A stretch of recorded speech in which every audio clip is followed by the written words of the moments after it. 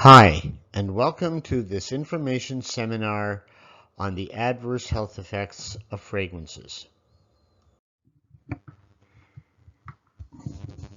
Many of you are probably already familiar with fragranced consumer products, and what this means.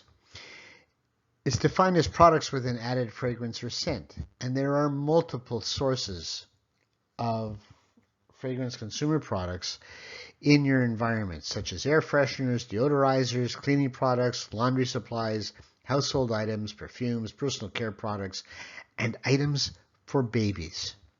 And there are more than 150 different VOCs which can be emitted from these commonly used products. VOCs are volatile organic compounds. These are chemicals which contain carbon, excluding carbon dioxide and carbon monoxide. They tend to evaporate under normal conditions, such as room temperature, so they're in the air. They're common outdoor pollutants, and they're produced by the burning of fossil fuels outside. Inside, the levels are actually much higher, and the major source of VOCs indoors is from fragranced consumer products. This paper also demonstrated that 64% of asthmatics report adverse health effects from fragrance products. Other health effects: respiratory problems, 43%, non-asthma symptoms. Migraine headaches, 28% of asthmatics also get migraine headaches provoked. And 28% of the asthmatics reported that they got asthma attacks with exposure. Asthmatics are more likely to experience adverse health effects just by being near someone wearing a fragrance product, or being in a room cleaned with scented products, or from air fresheners or deodorizers, or going outside for a walk and smelling scented laundry products coming from a dryer vent. 99% of asthmatics are exposed to fragrance products at least once per week, and 63% of the reactions are considered disabling. More than a third of asthmatics lost work days or a job in the past year due to fragrance product exposure in the workplace. And more than a third can't use a public restroom if it has an air freshener or a deodorizer. 40% of asthmatics enter a business and then leave as quickly as possible due to air fresheners or some fragranced product. What about people who report sensitivity to chemicals?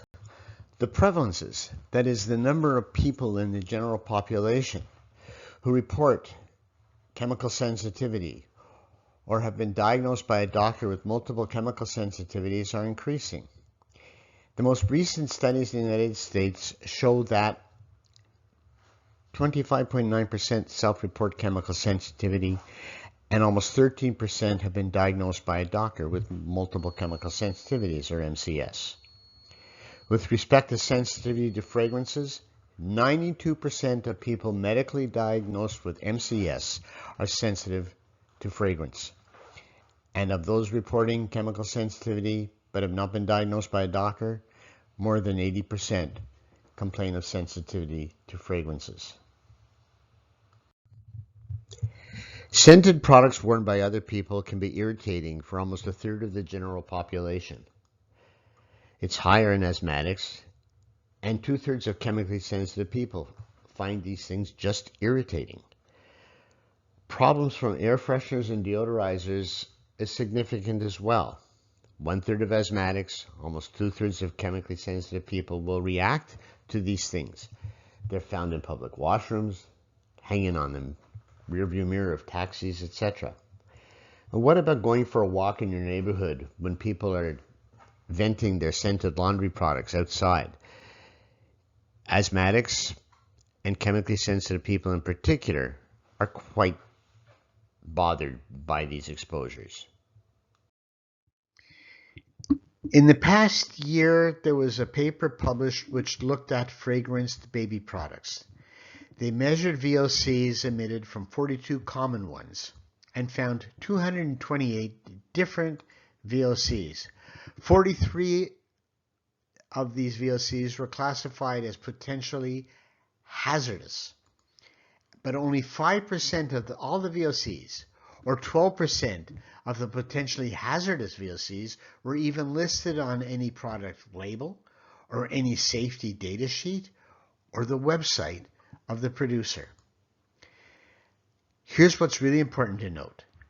The emissions from green, organic, or naturally fragranced baby products were not significantly different from the regular ones. We also know that pregnant women and the developing fetus are susceptible to pollution. Why do I tell you this? Because it's been demonstrated in the last year that maternal exposure to air pollution during pregnancy is associated with an increased risk of autism spectrum disorder in the unborn child. Mothers with MCS, genetically more likely to be poor detoxifiers. They are 3 times more likely to have a child with autism, and they're 2.3 times more likely to report a child with attention deficit hyperactivity disorder.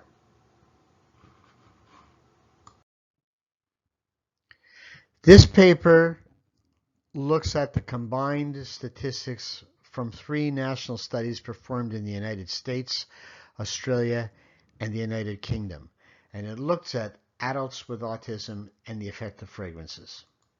84% of them report adverse effects from fragrance products. 84% of adults with autism. Respiratory problems, asthma attacks, migraine headaches, and neurological problems. These people are also more likely to experience adverse health effects from being near someone wearing a fragrance product, almost 2/3, or being in a room cleaned with scented products, almost half of them. Air fresheners and deodorizers, again, almost 2/3 of them react to these things, and more than half of them react to scented laundry products coming from a dryer vent.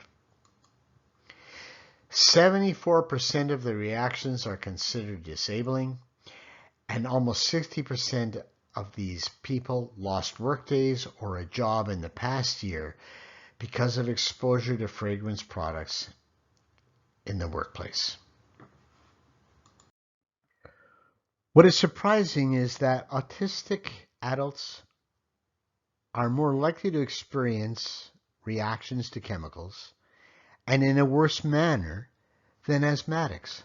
Look at these statistics.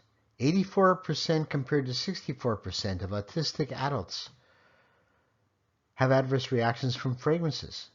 They have more asthma attacks. They're more likely to experience effects from someone else wearing a fragrance product, or air fresheners and deodorizers in a room, or scented laundry products from a dryer vent than asthmatics. And they're more likely to find these reactions disabling. They have lost more workdays or jobs in the past year due to the exposure of fragrances than asthmatics. It's clear that certain chemical odors, even in the smallest amounts, can trigger an attack in susceptible people, those with allergies, asthma, migraine headaches, multiple chemical sensitivity, and even autism spectrum disorder. Most Canadian teaching hospitals have initiated scent-free policies to protect those who are more susceptible to reactions. The policy is endorsed by the Lung Association and by the U.S. Centers for Disease Control and Prevention. If you're interested in initiating a scent-free policy in your workplace, you can get help from the Canadian Centre for Occupational Health and Safety or the Canadian Committee on Indoor Air Quality in Buildings.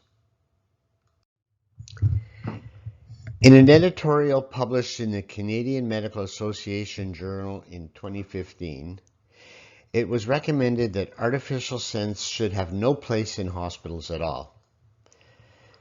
All hospital environments should be free from artificial scents. It should be a uniform policy. Education and promotion programs within the hospital have a positive effect, and they should be part of hospital accreditation standards. These policies promote safety for patients, hospital staff, and visitors. Avoiding the constant inhalation of artificial scents is just better for everybody. No sense just makes good sense.